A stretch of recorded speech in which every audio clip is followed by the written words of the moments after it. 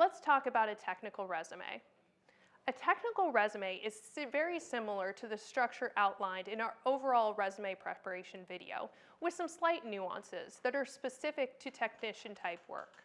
Step number 1 is to review the job you're applying for. It's important to know the qualifications that are required for the role and ensure that keywords match. Often, resumes are pre-screened by computers or by individuals that are literally looking at hundreds of resumes a day, and it needs to be clear that you're a match very quickly. Let's face it, most recruiters are like me and have an attention span of a 6-year-old. You've got about 30 seconds to capture their interest or they're moving on. This is your standard resume. You have to capture them by the top third or you're going to the bottom of the pile. So, step number 1. Title your resume. If you're applying for maintenance supervisor roles, your resume could be titled something like Highly Skilled Maintenance Supervisor, or it could be more specific, Facilities Maintenance Manager. If you're applying for a technician level role, the same applies. You could go with the general Skilled Maintenance Technician, but I recommend, again, being a little more specific. Motivated electrician or highly skilled electromechanical weapons technician.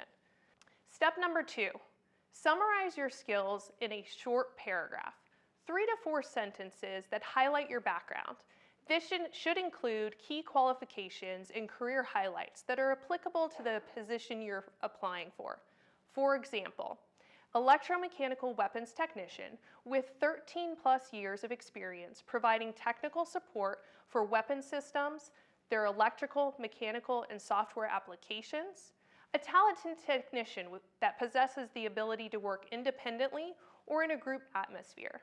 Highly resourceful and efficient manager able to lead teams of 25. Recognized attention to detail, adherence to standards, and expert technical background. Step number 3, I recommend adding a key skill/qualification section. This is a bulletized list of keywords or phrases that highlight your knowledge. Be specific with these. If you have a strong mechanical background, don't just use the generic term mechanical systems. List those subsystems and components that you're able to troubleshoot, repair, and maintain. For example, hydraulic systems, pneumatic systems, piping systems, fuel injection systems. Also, most technician positions require strong troubleshooting backgrounds, and this is also a good area to highlight any test equipment, oscilloscopes, multimeters, and your ability to read and interpret technical manuals and drawings and schematics. The most important thing to remember when drafting this section is to ensure you're able to confidently speak to everything on this list.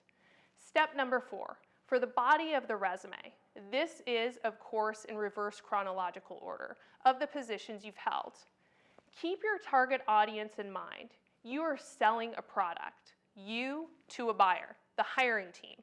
In order to do that, you have to explicitly tell them why you are the best person to fulfill their needs using keywords that are relatable to their industry. Think about breaking down your system into its core components.